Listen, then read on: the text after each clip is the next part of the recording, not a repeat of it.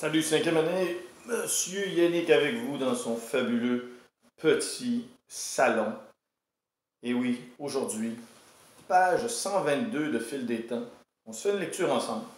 Je t'amène je trouve quelques parenthèses, comme d'habitude. Hein? On regarde ça de façon conviviale et ouverte. Parce qu'aujourd'hui, on parle de justement ce chapitre qui parle d'une plus grande diversité ethnique. Nous avons beaucoup d'élèves en cinquième année, et même dans l'école, qui sont issus justement de communautés ethniques autres que le Canadien français, c'est-à-dire le Québécois. Vous avez des parents qui viennent justement d'ailleurs dans le monde, qui sont des immigrants ou fils d'immigrants.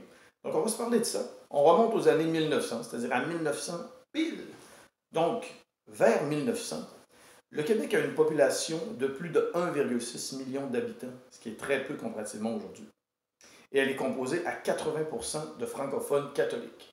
Aujourd'hui, il y a de moins en moins de catholiques de type pratiquant. Il y en a beaucoup qui vont dire « Moi, je suis catholique, mais je ne vais plus à l'Église. » Donc, c'est un peu ça. Mais à l'époque, rappelle-toi, on allait beaucoup à l'Église. Aujourd'hui, on y va de moins en moins.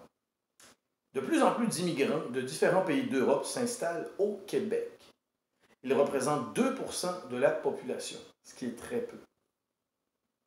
Plusieurs d'entre eux sont allemands ou italiens, et la plupart sont de religion juive. Rappelle-toi, ça brasse en Europe, on sent là, que ça bouillonne. Il y a des gens qui quittent tout de suite afin d'éviter ce qui va arriver par la suite, c'est-à-dire la Première Guerre mondiale. Il y a une crise économique aussi, donc il y en a qui sont très incertains, donc ils décident de faire, en fin de compte, la traversée de l'Atlantique pour venir ici.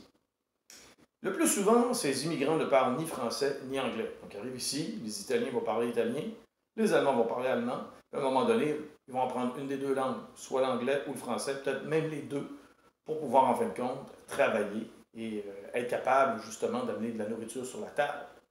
Ce qui va amener aussi un autre phénomène, ce qu'on appelle le phénomène de concentration de population, ce que certains vont appeler la ghettoisation. C'est-à-dire qu'il va y avoir, à Montréal, par exemple, quand on dit la petite Italie, c'est-à-dire qu'il y a beaucoup de gens d'origine italienne qui sont organisés ensemble.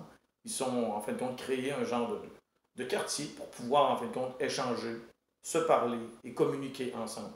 Est-ce que ça va les empêcher d'apprendre le français ou l'anglais? Non, parce qu'ils doivent continuer à travailler avec une population qui est majoritairement francophone et un peu aussi anglophone. Tu as un tableau où, justement, au milieu de page, on te confirme que les Québécois d'origine française sont les plus nombreux, suivis par les Britanniques et ainsi de suite, ce qui nous donne une population d'environ 1 600 000 personnes. Rappelle-toi, aujourd'hui c'est beaucoup plus, parce que 1 600 000, c'est même pas la population de l'île de Montréal. Deuxième paragraphe. La population du Québec augmente moins vite que celle du Canada, parce qu'il y a plus de Québécois qui quittent la province que de personnes qui s'y établissent. Donc il y a moins d'immigrants, et il y a plus de gens qui quittent. Et ils s'en vont où? Aux États-Unis pour pouvoir travailler. Au nord des États-Unis, dans des États comme le Vermont, le Maine, on s'en va travailler dans l'industrie du textile ou pour devenir, peut-être continuer d'être un agriculteur. Entre 1840 et 1930, près de 1,2 million de Canadiens français, ce qu'on appelle Québécois maintenant, quittent leur pays. Ils sont si nombreux qu'ils fondent des communautés francophones dans les États du nord-est des États-Unis. Et c'est ça, là. Ainsi, plusieurs familles américaines portent aujourd'hui un nom d'origine française, comme Boisvert, Masson, Daigle, etc. Donc, quand tu vas, par exemple, à Old Orchard, ou tu vas dans le Vermont, c'est pas rare que tu vois des noms de famille à connotation française. Et tu parles avec eux, et ils ne parlent pas français. Ils vont te raconter que leur arrière-grand-père est parti du Québec pour venir ici.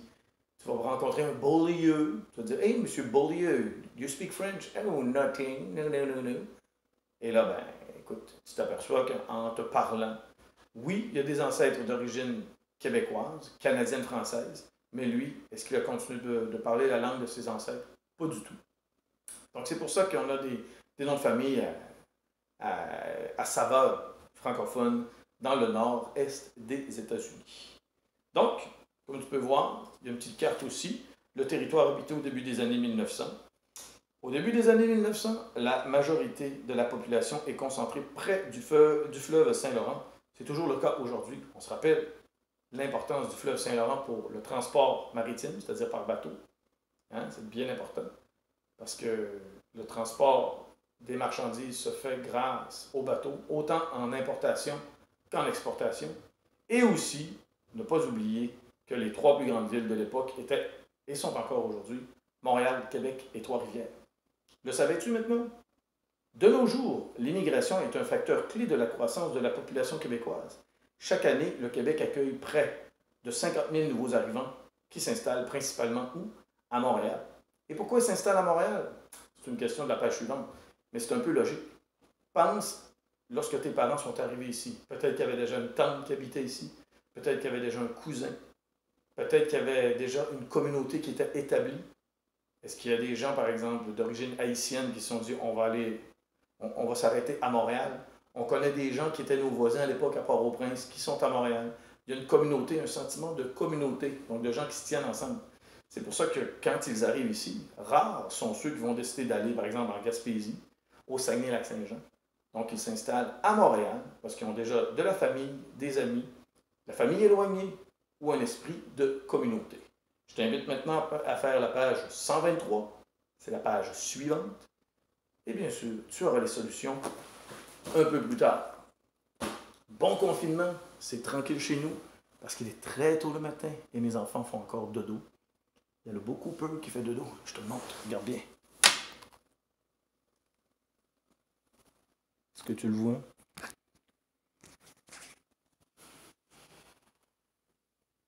Il se réveille, juste pour toi.